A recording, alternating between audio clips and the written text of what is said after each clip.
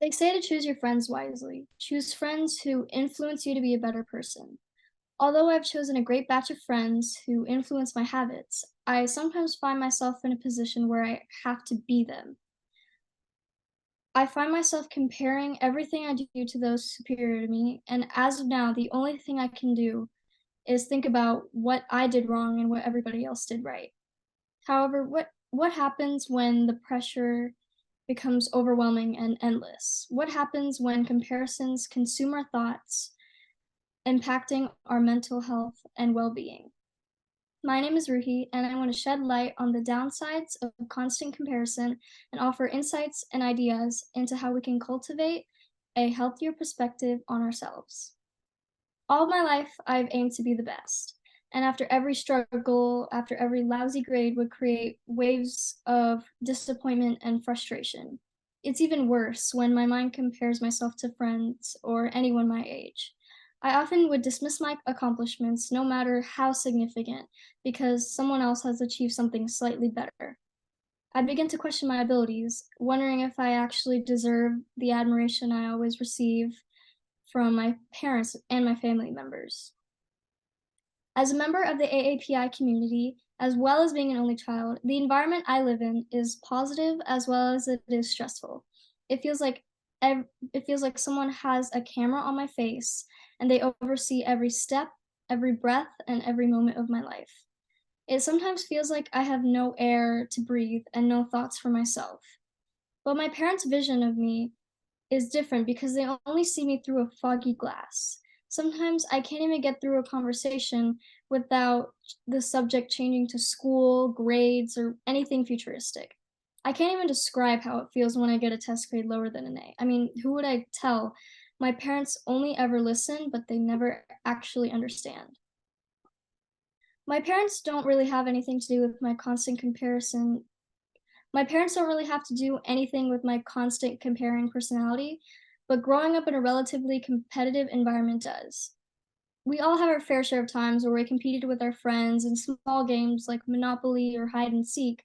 But what about when you get older? When your grades start to become more significant and there can only be one person on top.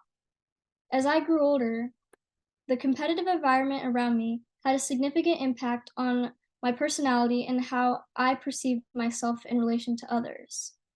While it's true that my parents do not directly influence my constant need for comparison, the broader context in which we develop plays a crucial role. For example, I have a friend who I'd say is my number one competitor in a game I've never wanted to start. Since we became friends, it was a whole journey of who can shoot the best basket at recess or who can get the highest grade on the science test. Although a challenge is essential in life, it felt more like hell than a challenge. It would often end in a loss of trust due to one person who hides her face in a disguise. It would often end in a loss of trust due to one person who hides her natural face in a disguise. I like to believe this was the base of why I compare myself to people so much. This constant need for me to outperform her created an unhealthy and stressful environment and that eroded the foundation of our friendship and many more friendships to come in the future.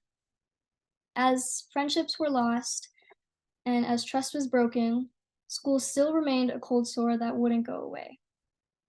Social media plays a role in comparison too, and not just for me. In the age of digital technology and social media, it has become increasingly common for individuals, young girls, especially me, to compare themselves to others. While it may not matter in the future, it's not the best feeling when you scroll through a person's page who looks seamlessly perfect. The perfect pictures or perfect outfit we see on social media creates these things called standards.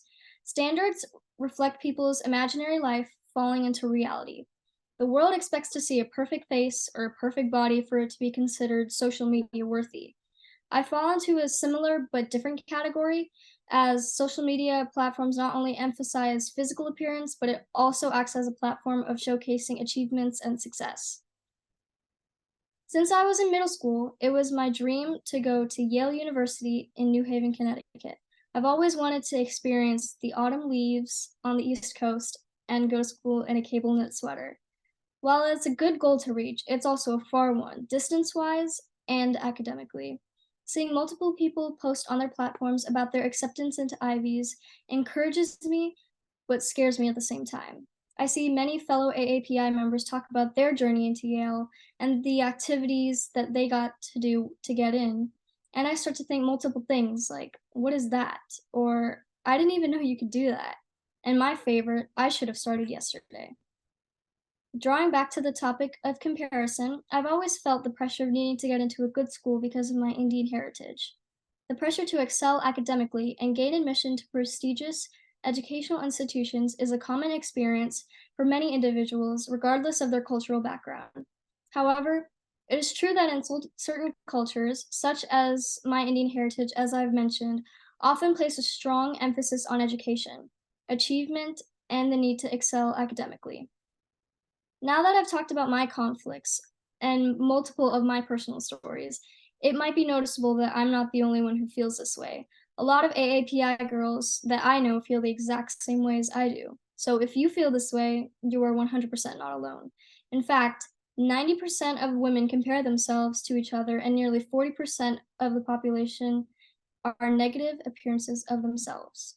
While we cannot fully find a so called cure for comparison, there is a small way around it: mindset. Mindset to me is a temporary attitude or belief that can get you through a stressful situation, which is basically just looking on the brighter side of things. For example, if someone stresses over a bad grade or while everybody else gets a good grade, it's not the end of the world. Comparing yourself to others only makes worrying and stress worse when all you have to think about is what's done is done. You cannot change your past, but you can change your future.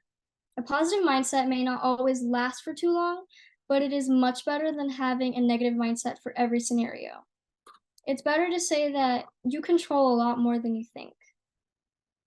While comparison can often lead to feelings of self doubt, recognizing the normalcy allows us to shift our focus towards personal growth and self acceptance.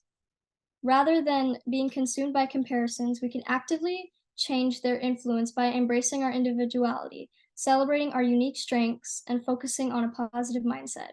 By recognizing that comparison is a natural but not determining aspect, we can nurture a healthier and more enriching outlook on ourselves and our path.